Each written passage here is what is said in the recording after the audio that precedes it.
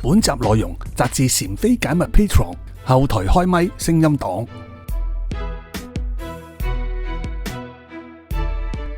香港點解有茶餐廳呢？我咪首先講下香港，即係作為一個大家都知係話成日都講啊，小學到而家都係美食天堂啊嘛。點解會成為美食天堂？我發覺香港真係好多嘢食㗎。你如果去過其他城市呢，去好多旅遊啊，你發覺真係冇一個地方呢，好似香港咁多嘢食㗎，咁多種類啊。先講菜式先啦。即係香港係一個英殖民地咧，咁啊有西菜啦、西餐啦。咁但係中國人為主，咁咪有中菜啦。但係啲西菜、中菜中間又再分，有上海菜、客家菜啲唔再講啦。咁咧發覺除咗中西菜之外咧，仲有好多其他菜嘅，日本菜啊、韓國菜啊、泰國菜啊、印度菜啊、呢個越南菜啊，話講都講唔晒，即係就巴基斯坦啊、印度啊。你發覺其他地方係冇咁多種類嘅外來地方嘅菜式喺同一個城市度。咁點解香港會有即係咁多其他菜式？即係除咗中西菜之外，有西餐同中餐之外，咁咧就係因為香港係一個自由港嚟嘅。自由港意思即係話好多東南亞嘅人士咧都會嚟香港做貿易啊，運下啲咩材料啊，尤其是避風塘咧。避風塘以前咧有啲大輪船嚟到咧，佢唔可以直接上。即係唔可以去海洋大廈，或者冇啲大嘅碼頭啊，要揾啲小艇去駁噶嘛。小艇去駁喺邊度上岸咧？咁啊去咗避風塘嗰度好多碼頭仔，咁啊上咗好多嗰啲原材料啊或者食材啊。咁啊當中咧舉例避風塘最出名係咩？就避風塘炒蟹啊。炒蟹係點樣味道？辣啦，好辣噶嘛。咁避風塘炒蟹咧其實唔係地道嘅香港，唔係地道中國菜嚟㗎。係嚟自一啲食辣嘅地方啊，即係例如可能係印度啊，或者泰國啊，似泰國多啲啦嚇。咁咧就因為佢運咗好多啲辣椒啊，一啲香料啊，就喺避風塘嗰度上岸，再拎去啲雜貨鋪嗰度再賣咁樣嘅，或者再運去第度嘅。咁咧佢講運得多，咦？不如試下炒蟹啊，或者啲辣椒或者香料炒下。咁啊炒咗出名嘅避風塘炒蟹。咁其中一個菜式就咁樣嚟嘅，即係你睇翻咧每一樣菜式有佢起源咧，你都尋到佢個文化背景一個脈絡啊點樣嚟。咁咧就除咗菜式之外咧，食嘢嘅模式有好多種喎。有咩咧？最簡單就係茶樓啦。茶樓咧就好明顯就係一個廣東文化嚟嘅。喺廣東文化流傳落嚟嘅，咁其實最早係佛山先嘅，跟住就鴉片戰爭唔係鴉片，喺鴉片戰爭就五口通商，就廣州咧就代替咗佛山成為一個商埠，咁啊啲茶樓，佛山啲茶樓咧搬咗去廣州，咁啊就再亦都香港亦都係受到嗰個影響，就香港好興飲茶啦，飲茶係好重要嘅文化啦，飲食文化之中。我仲喺茶樓咧有酒樓喎，酒樓唔同我做埋晚宴啊。以前做筵席啊，叫做筵席啊。咁咧，另外當然有大排檔啦。大排檔有一個好特色。當然好多東南亞地區都有大排檔啊，即係唔算係獨有。咁啊，另外就係有啲細嘅菜館啦，仲有呢啲快餐啦，後期有快餐啦即係有肯德基啊、麥當勞嗰啲啦。咁模式就有茶檔啦一啲小食店啦，甚至有掃街啦。以前有，而家冇晒啦。街邊啦就算街邊一粒魚蛋啊，都係香港特色嚟㗎。好多譬如話外地遊客尤其是大陸、台灣嗰啲咧嚟到香港啊，佢掃街之後最緊要試呢個香港嘅魚蛋啊，咖喱魚蛋啊。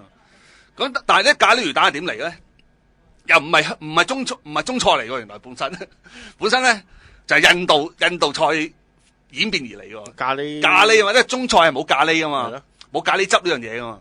咁咧就係有啲香港人啲地道嘅創新方法，喺偷師喺印度菜啲咖喱魚肉嗰度咧就演變出嚟嘅，整下變成呢個車仔麵入邊嘅咖喱魚蛋。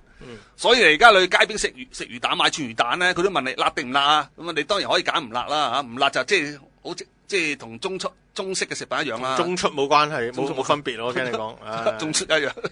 咁你咖喱魚蛋一食咖喱魚蛋就其實印度嘢嚟㗎，基本上係。即係你發覺少少一個街頭小食咧，都有佢個來源嘅，即係我哋即係可以咁樣睇嘅。咁咧變咗咧，我試過，即係我去嘅地方就唔好多啦，即係好多城市啊，你歐洲啊、日本啊、大陸啊、台灣都去，係真係就算東南亞係真係冇香港咁多嘅食嘅 variety 嘅，真係冇嘅，冇咁多。香港真係最多。第二多我覺得係廣州。廣州係好多嘢食嘅，但係佢離不開係中式嘅。佢好少有印度嘢啊、越南嘢啊、法國嘢啊，其他佢都有，但係比起香港係少好多嘅，亦都冇咁普及嘅。咁啊，所以咧，香港即係你話美食天堂啊，我覺得係即係應該就冇講錯啊，即係美食天堂。但係喺呢個美食天堂入邊嘅呢種飲食文化，最重要其中一樣嘢就係茶餐廳啊，我覺得。所以今集咧就要講下呢個茶餐廳文化。咁咧先，我哋即係最興呢個尋根究底啦。咁茶餐廳係點嚟嘅咧？咁我哋嗱，茶餐廳點樣重要先講咗。茶餐廳咧，除咗香港之外，而家亦都喺世界各地都有好興茶餐廳喎，即係。喺而海外嘅好多唐人街咧，亦都係有出現茶餐廳啦，大陸都有啦。早10幾年前開始有湧現呢個茶餐廳，成為名牌添啊！即係好多人覺得係時尚嘅。即係譬如喺北京啊，有個北京北散有套戲啊，北京散有間茶餐廳好出名叫北京北散，喺王府井嗰度嘅。咁咧就請咗好多香港嘅廚師啊、啲管理人啊、啲 captain 啊，有啲就飲食界嘅人上咗開好多茶餐廳，變成一種時尚嘅食府。即係佢就茶餐廳變咗喺北京咧，或者上海，佢唔係平民化㗎，屬於啲中價嘢嚟㗎，中可以做到好高檔添嘛。咁咧喺第啲地方都有啦。好啦，而茶餐廳咧曾經喺04年咧喺香港港台咧有個網上投票，話最能夠代表香港嘅設計嘅一個投票。茶餐廳咧就係以1930票獲得冠軍。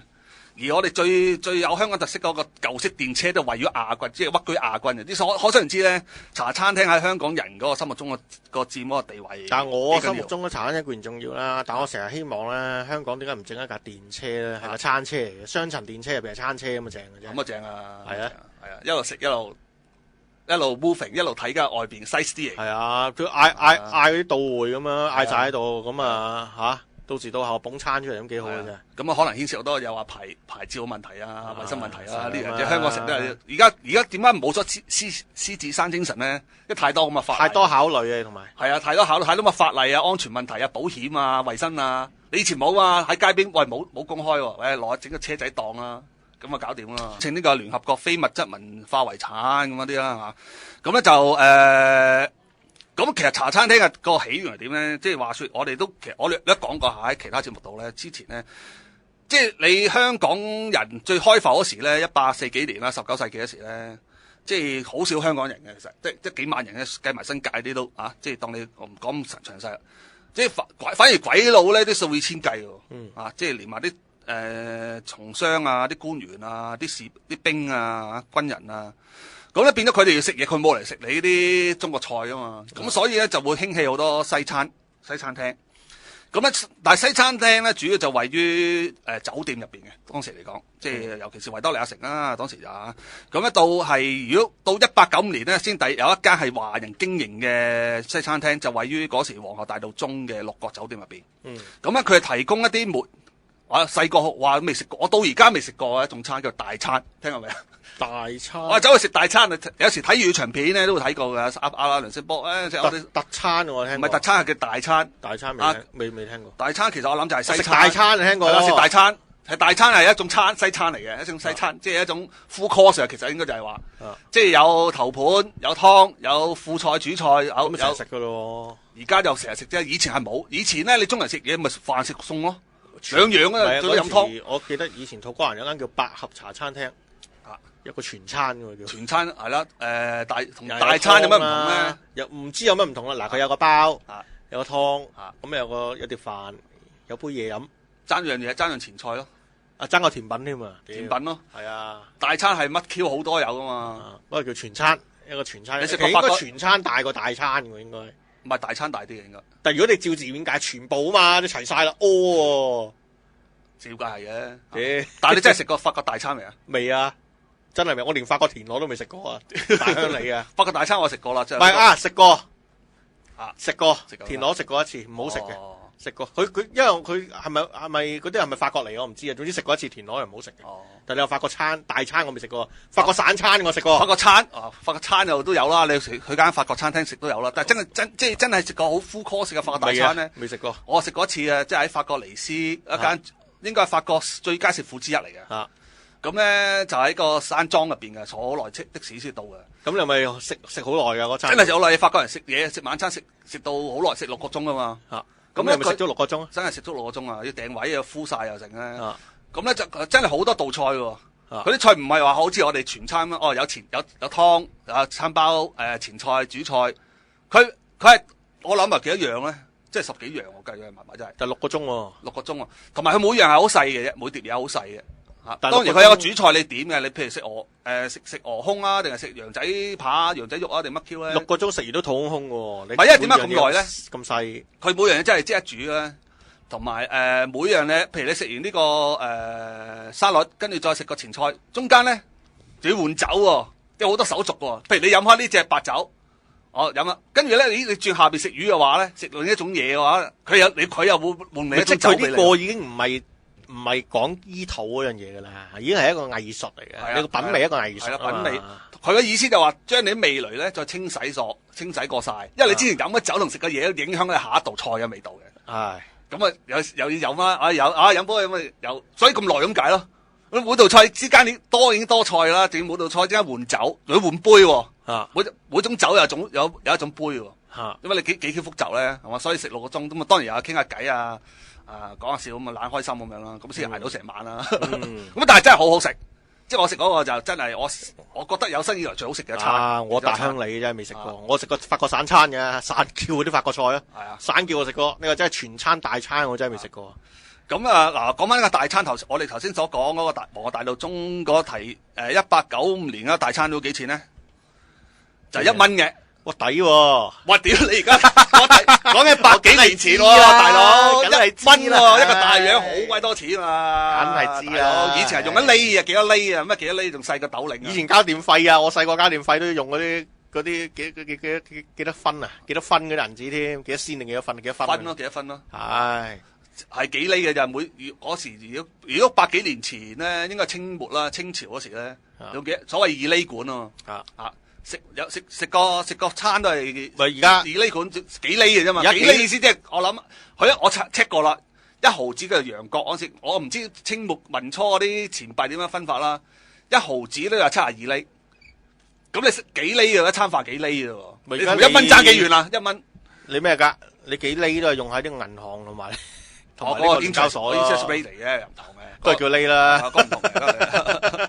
好啦，咁頭先講嘅呢個喺皇后大道嗰個6角酒店嗰個1蚊大餐啦，另外亦都有一間擺花街同砵典乍街有間叫做幸宴樓西菜館啦，就話說呢個食西餐嘅，咁就話說係孫中山啊同我啲革命志士喺度成日喺度開會地方啊，咁咧另外咧嗱更高級嘅餐廳咧就喺香港大酒店嗰度有啦，咁咧就係另外咧好啦，到1900年咧就更多咁嘅西餐廳喺港島咯開始，因為港島先多鬼佬啊，同埋多有錢佬可以食得到西餐啦。咁啊，包括一啲叫做德輔道中嘅，而家之前連卡佛公司所在地方啦。嗰個起咗有一間西餐廳咧，叫做 Wiseman 啊，聰明人啊嘅餐廳。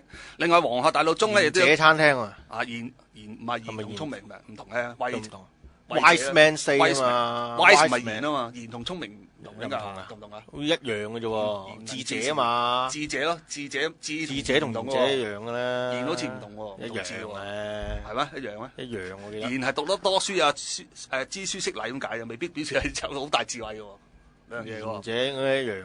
好啦，我再 check 下啦，係嘛？咁另外皇后大道中咧有所謂聖師啊、美都啊、尖美啦嚇。另外亦都話有啲菲律賓翻嚟嘅華僑所經營嘅。哇！尖美有啊，而家都仲有喎。但唔知係咪以前嗰個啦？唔係啊，應該。變咗賣餅嚟嘅。係咯，淨係賣西餅。有馬玉山有冇聽過？冇啊。就話菲律賓翻嚟嘅華僑所經營嘅，咁多數都係嗱，當時嗰啲好所謂西餐廳，多數喺中環一帶啦，砵典乍街啊、砵典乍街啦、士丹利街、威靈頓街啲咁都有供應全餐啦。所以我哋頭先話嗰啲啊，好啦，到打仗嘅時候咧，日佔時期咧，啲名就改咗，比較日式啲啊啲名，例如有呢個野竹飯店，幾好啊！艾菲餐室叫餐室咯，艾菲啊，艾菲係咪即係艾菲爾士峰？艾菲爾鐵塔啊，艾菲爾鐵塔可能係啦，因為日本都有個鐵塔類似艾菲爾鐵塔東京鐵塔。咁有嗰個 Wiseman 餐廳叫 Wiseman 餐室啦，改到叫富士食堂啦。哇，幾好啊，正啊！咁加拿大餐室啊改為香島餐室啦，即係比較日化啲日式啲嘅，叫餐室，又唔係叫餐廳，又唔係叫唔知乜 Q 啊，未到茶餐廳住啊，更加亦都未到冰室住。有冇啲叫咩松竹啊嗰啲啊？可能有啊，松山啊、松竹啊嗰啲啊，可能會有啊，應該都。咁咧，但係雖然日本名，但係都係經營西餐嘅。咁好啦，打完仗之後咧，戰後咧就開始咧嗰啲餐廳就重整旗鼓啦嚇。除咗傳統西餐之外咧，就亦都有啲俄羅斯嘅餐室喎，俄國餐室喎。係咪呢個車里哥夫啊？車里哥夫未住，未住啊？差唔多啦，差唔多到啦就有啦。咁俄國餐廳我諗起係咪俄羅餸湯嗰時開始嚟咧？有冇俄羅斯輪盤玩嘅先？冇啊，應該。臨找數嗰陣時咧，邊個巴槍死咗唔使找啊？係喎，冇啊，係啊。唔係嗰時你咪話有個俄羅斯，即係咩羅餸湯係點嚟嘅？你咪講過好似羅餸湯點嚟？佢咪嗰條友係跟嗰啲俄羅斯人打工噶嘛？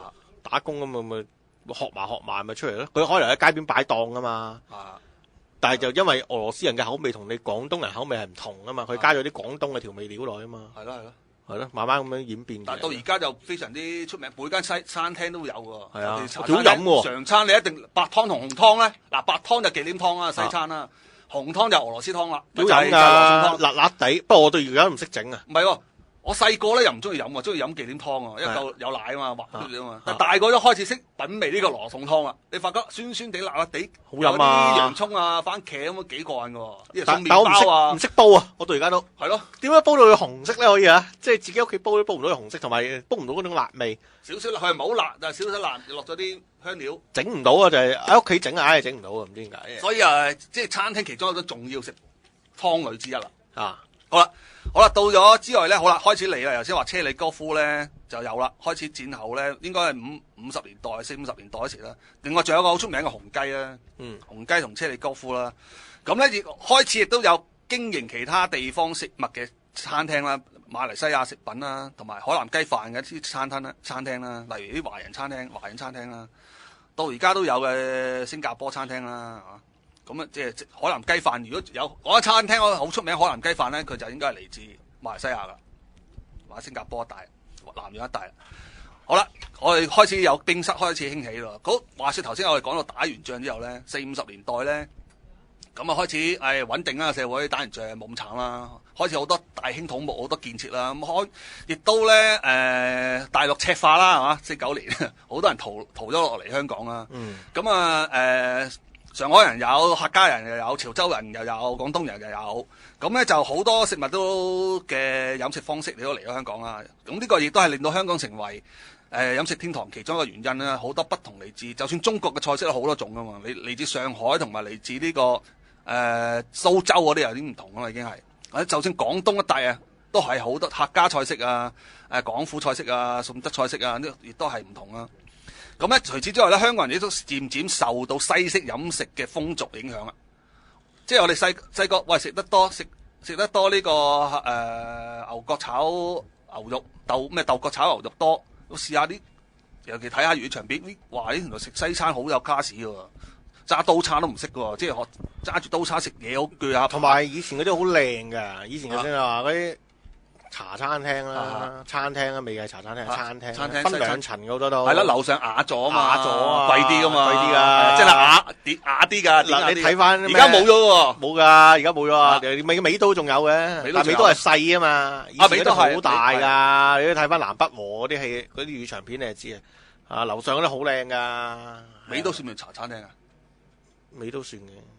餐室咯，餐室美都係一個嗱，我哋點解會講到茶餐廳嘅演化咧？佢其實係最後來咧衍生咗美都呢一類啊嘛。你唔知佢係茶餐廳啊定係茶樓嚟嘅？同埋你睇翻咧，因為我哋而家接觸嘅語長片都黑白啊，你有機會接觸翻啲彩色語長片或者一啲彩色當時茶餐廳嘅相，佢影翻啲茶餐廳咧，除咗有兩層之外，啲用色好靚啊，紅色啊，係啊，綠色啊，咁啊啲牆嗰啲燈咧係嗰啲教堂玻璃嘅啲壁燈。好靚！所以你睇《花樣年華》啲啊，咪好多時候黃膠咪好興啊，去翻啲咩啊？嗰個咩茶餐廳啊？咩鳳啊？我都去過。咩金鷹金鳳嗰啲咧係專登去過，即係嗰種嗰色調啦。連同簾都係呢個絲絨簾嚟㗎，紅色絲絨簾或者綠色深綠色絲絨簾㗎嘛，好高貴㗎。好有情調，好有情調啊！好有當時講好 exotic 所謂啊，即係你中國人冇呢種情調嘅，中國人食嘢唔講環境啊嘛，講台面上嘅餸菜咁夠鑊氣。咁嘅豐盛，即係食完啲骨咧喺地下，唔講環境噶嘛。但係西餐又唔係啊，除咗食嗰個餸之後咧，食埋個情調啊，環境好緊要。即係所以咧嗱，但係香港一般人戰後咧都係窮苦大眾嚟嘅啫，揼石仔嘅啫，做工廠嘅最多，工廠未有添。咁咧就所以食唔起真正嘅西餐嘅。咁咧，所以就興起一種嘅假，你知中國人中意山寨啊，做唔到真 iPhone 咧，做個假 iPhone 啊嘛可以，就有山寨西餐廳出現，就所謂冰室啦。咁咧就冰室係嗰個時間興起嘅，就話俾一般咧勞苦大眾咧老百姓咧消費唔起真正嘅西餐，就啲假嘅地道嘅西餐就叫做冰室，有基層市民為主嘅，咁價錢當然平啲啦。咁咧嗱，首先點解係冰室先？冰室最重要一樣嘢咧就有冰飲喎。即係以前嗱西餐製冰呢樣嘢咧，開始喺個戰後開始普及喎。紅豆冰啊！嗱，以前冇冷氣啊嘛，就最多風扇嘅啫。都天時暑熱嗰時，話食雪糕又貴，飲汽水又貴。唔係以前有啲有錢人家有個叫冰櫃嘅，唔係雪櫃啊，有錢先有㗎，係啦，係冰櫃，一個櫃嚟嘅啫，乜唔使插電，乜都冇嘅，你要叫冰，叫冰就擺入去，就保凍嘅啫，keep 住佢凍嘅啫，keep 住佢凍，就擺製凍嘅，擺嚿冰喺上邊，你啲嘢食物擺喺下邊，係啦，咁樣啊。我哋話齋即係有錢人先有嘅，因為貴嘢嚟嘅。咁咧冰室咧就睇中呢樣嘢啦。點解叫冰室？因為佢有冰飲。咁但係冰室佢本身都係冇製冰櫃㗎，佢都係啲冰係一個製冰廠運過嚟嘅。阿肖邦啊，阿肖邦啊，肖邦啊，聽歌要聽肖邦。仲有啊，佢啲冰咧唔係好似而家好方便咧，一個鏟好多冰粒到來，係一成嚿大嚿冰啊嘛，即係冰雕咁樣噶嘛，成嚿冰雕你揾個麻包袋一諗鋪住佢，睇唔好咁快溶啊嘛。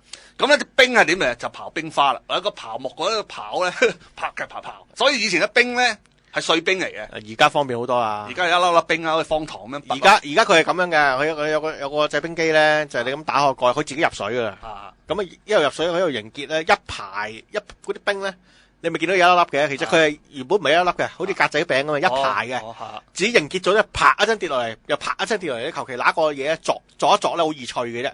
鑿一鑿咁啊，全部已經係碎粒嚟嘅。好易搞啊，好方便嘅而家嗰啲係啊。但係以前嚟講就冇成嚿冰去刨咯，嘢。不過就好污糟嘅，所以叫刨冰啊以前。不過好污糟嘅，因為咧十居其九啊，佢都唔會洗個製冰機嘅，好乸污糟嘅，所以係啊。同埋以前就話用山水做啊嘛，係啊，即係唔係用滾水。而家都用山水做嘅，你估用滾水啊？咪咯，咁咪即係而家都係山水嚟嘅咋。如果佢話俾你聽，佢間餐室啊有製冰機咧，都係用山水做嘅咋，因為搭條水喉嘅啫嘛。係咯，係啊。咁所以咧就比較便宜一啲啦，嗰時嚟講，即係但係有冰飲咧就已經係時尚嚟啦。好開心啊！其實紅豆冰陣間會講下啲紅豆冰係點嚟嘅咧。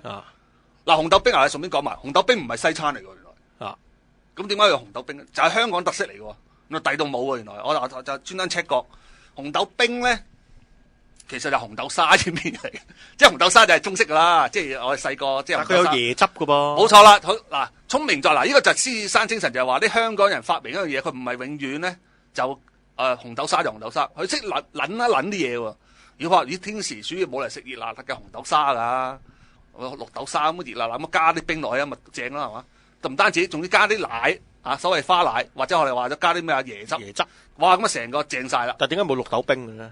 係咁啊，冇綠豆冰啊，真係唔知。兩寶嚟㗎，寶嘅。中國嗰啲甜品兩寶嚟㗎，紅豆冰、綠豆冰應該整啊。同埋呢個芝麻糊冰啊，應該正黑色加啲冰落去，加啲鮮奶啦，哇！結得滯啊，可能好正喎。結得滯啊！加啲冰落去咪得咯，咪當 music 啫嘛。係嘛？music 咁樣揾條粗嘅飲管啜啲叫做芝麻糊冰咁啊正啊！以前飲管邊咁粗嘅？係咯，以前啜以前啜到塞噶嘛，啲紅豆冰尤其是紅豆冰，啜到紅豆時塞住晒啦。其實外國有嘅，外國有咁粗嘅飲管，係香港冇打香梨嗰陣時。就用啲匙羹筆咯，所以要咁咧好啦。咁咧嗱，呢啲冰室咧就其實廉價版本嘅西餐廳啦，咁啊所賣應該屬於西餐啦，係嘛？咁咧但係真做唔到啲真正嘅西餐大菜嘅，所以只係做一啲糕點、一啲小食。所以咧到而家咧一啲真正嘅老式嘅茶餐廳，嗱佢茶餐廳咧而家到而家咧，如果佢話佢係正統嗰啲茶餐廳咧，因為茶餐廳係冰室演變嚟噶，佢一定有自己嘅包同埋一啲撻或者菠蘿包係自己整出嚟嘅。但係而家好多唔係噶嘛，喺個廠度喺個工場度買翻嚟嘅啫嘛。係啊，咁啊就唔算正宗啦。如果真正宗點都會整翻個菠蘿包或者整個蛋撻喺度嘅，而家自製嘅有嘅，而家都仲有啊，好多舊式嗰啲有啊。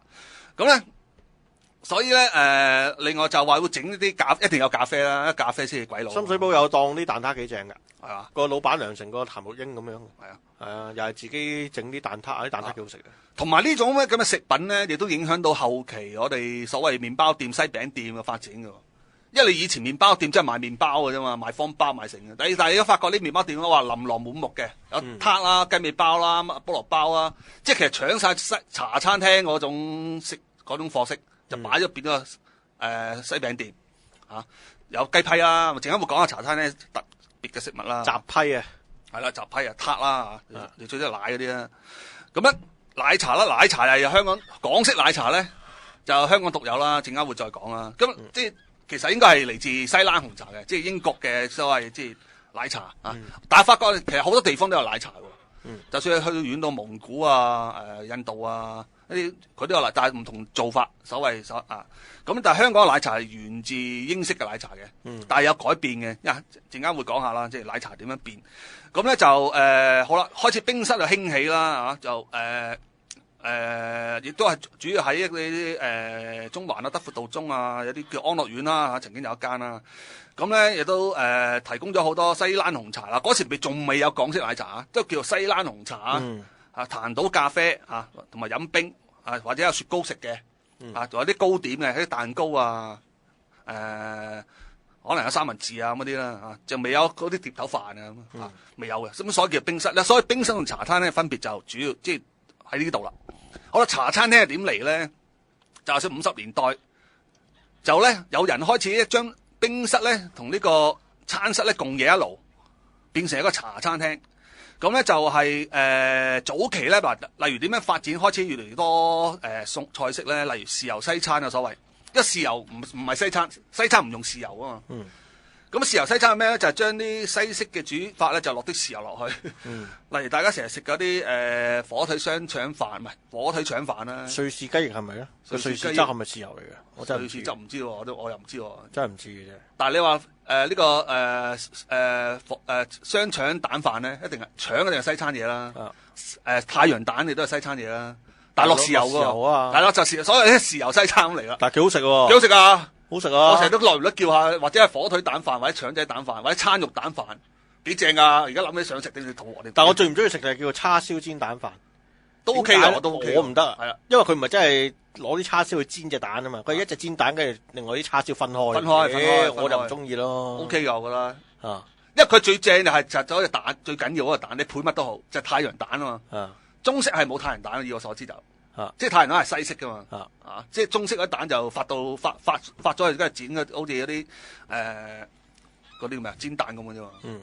好啦，咁咧講下呢個茶餐廳開始有西式嘅餐廳啦咁咧就慢慢發現啦，唔單止啦，就越嚟提供多啲嘢食啦。而嗰啲嘢食唔係西式嘅，例如有雲吞麵啦、魚蛋麵啦、燒鵝奶啦、乾炒牛河啊，甚至小菜啦、有啲碟頭飯啦，呢啲唔係西式噶嘛。咁咧，所以就中西合璧啊，就成為香港一個特色嘅茶餐廳嘅一種經營模式啦。就係咁咧，就咦係咪呢節夠啊？我哋講一節嘅咋？我哋留翻第二節再講好嘛？唔係啊，今日得一節就50分鐘啊，57分鐘啊，嗱，先講到60分鐘就算啦，快啲啊！講唔晒喎，講唔晒下個禮拜啊？下禮拜你講到60分鐘先啦。你講湯肚喎，講到湯肚喎，係好多嘢講喎，冇嘥料喎。係咯，下個禮拜先啦。你講到60分鐘先啦。今日做一節嘅咩？一節咋？我頭先冇停啊！你講得咁開心，我停俾你啊嘛。好嘅，嗱，講埋呢個茶餐廳先啦，茶餐廳。咁咧就係話冰室再結合中式一啲食物咧落去加落去有啲小炒發展到後邊。咁所以你頭先我講嘅美都咧就係咁樣嚟啊，美都。佢本身係個冰室，但係喺後期咧點解你賣埋乾炒牛河肉絲炒麵咁係好多咁嘅形式嘅餐廳出現嘅，就係成為茶餐廳嘅其中一個模式啦。無線學佢喎。拍套廟街嘅劇啊，叫廟都咁有間茶餐廳嘅，屌真廟都咁而家最早期嘅茶餐真係以茶餐廳嘅名經營咧，最早期應該係數到1946年啦，中環開嘅蘭香閣茶餐廳啦。另外到而家仲有嘅1952年開業嘅蘭芳園啦咁咧就蘭芳園即係蛇豆啊嘛，係啦，蛇豆係啦，雜批咪喺度食嗰度，係嘛，雜批好好食啊！咁你發覺佢呢啲茶就係即係好茶餐，真係好地道茶餐廳啦，即係有中西。好貴嘅而家，好貴啦！仆街！我等先，10年前打個冷食咗3碟嘢一個滷水拼盤，跟住滷水拼盤潮州嘢啊嘛，咁就擺咗去啦。佢打冷噶嘛，跟住就嗌咗2碟唔知咩啦。總之你估幾錢咧？3碟嘢。4嚿水喎，哇，好犀利啊，大佬！唔係講笑啊，真係打冷好貴噶，100幾蚊噶，可以。真係唔係講笑啊！好在我哋夠人多啊，我哋真係有4條友食3碟嘢。係啊，哇，4嚿水喎，大佬，差唔多啊，4嚿水鬆啲啊，好貴啊，真係。貴。係啊，但唔單止喎，唔單止有啲打冷嘢喎，仲有啲。但係佢打冷嘢麻麻地，你坦白講。因為佢唔係正宗潮州噶嘛。係啊，佢唔係潮州師傅做啊嘛。你下晝食下雜批就 O K 咯，飲下奶茶 O K 咯。係啊，食打冷嘢麻麻地嘅啫。有啲茶咧，甚至乎有日式嘢喎。係有拉麵啦，唔使講啦，拉麵。咁啊有，甚至有壽司都有嗰啲。係咩？咁黐線。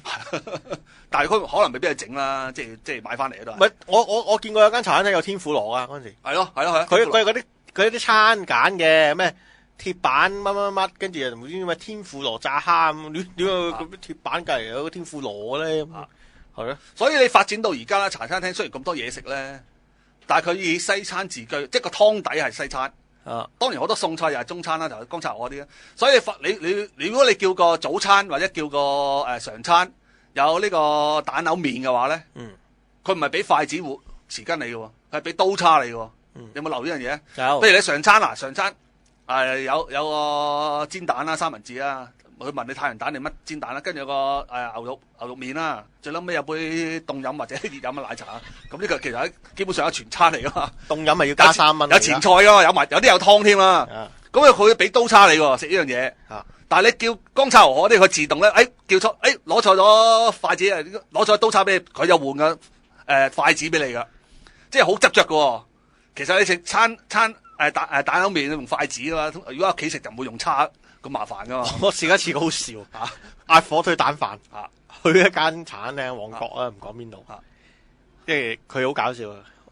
哥仔冇火腿啊，火腿丸得唔得？火腿丸係啊，即係豬肉丸啦，即係火腿丸，佢金杯牌火腿丸，但係好難食咯，唔知點解。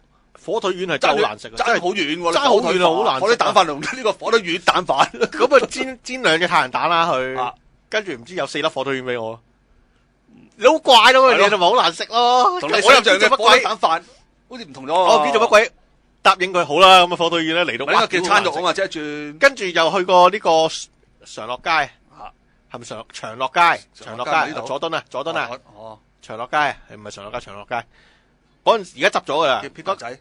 唔係麥德羅，麥德羅，我諗去咗登台啦，嗰陣時好老啦。係咩？早10年前咁嘛，食嗰個叫而家執咗嗰間嘢。